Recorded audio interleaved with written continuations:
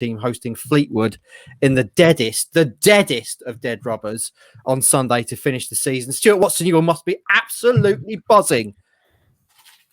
Yeah, we can finish somewhere between 9th and 14th now, I think, heading into this game. Fleetwood sort of marooned in a similar bottom half position.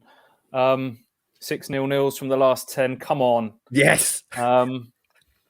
Yeah, I mean, I'm slightly more upbeat for it off the back of the last couple of performances, which we've said have been better. But again, I don't want to go overboard. Let's not start jumping through hoops that they played a bit better in another 0-0 draw against Shrewsbury, who were bang out of form, by the way. So, yeah, I'm not going to go mad about the last couple of performances, but they have been better. There have been little glimpses of what we may see from a Cook side next season, but ultimately we just need to get Sunday done and dusted and out the way, and then all the interesting stuff starts to happen, doesn't it? The transfer rumour mill has already started to creak into action, and that is going to gather some serious pace, because although it's going to be a small squad that Cook wants to work with, you could probably make an argument that he's looking for virtually a player in every position this summer transfer window.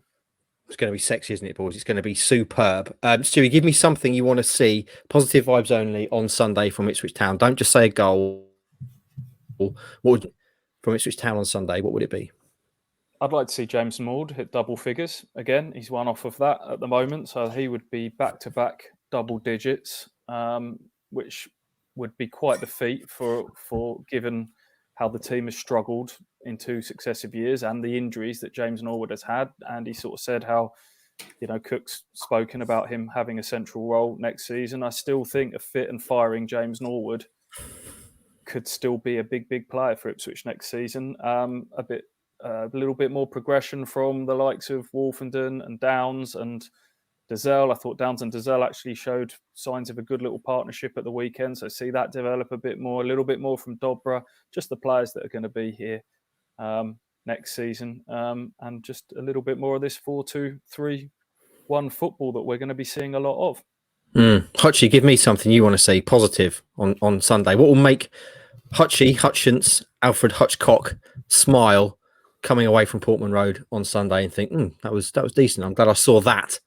I think Stu's covered everything that could possibly be positive in this game, but I'll be looking at this game. There's bound to be at least one player, if not more, on that pitch for Ipswich that won't play for the club again. That's what's going to interest me at the weekend. The team selection. I do half wonder, and I don't know this for a fact, whether there's been a contract trigger in Luke Chambers' contract, which has meant he's not been able to play. In Alan Judge's, it was very clear it was starts. Alan Judge could have sat on the bench for the rest of the season and come on in games and not triggered that contract, but they did. They came to an agreement that was not fair.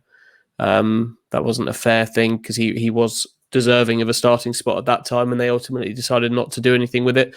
I do half wonder whether that might have been the case with Luke Chambers. Could they have been saving his final start for the final game of the season? I don't know. I don't know the answer to that question, but I'm just fascinated to see who plays. And then I always do this. It's not going to be the same. There's no crowd there, but you analyse people at full time, don't you? You look at them and think, is that a wave goodbye? Is that kind of thing? So final day of the season, dead rubber always equals that kind of thing for me. So it'll be who's playing their final game.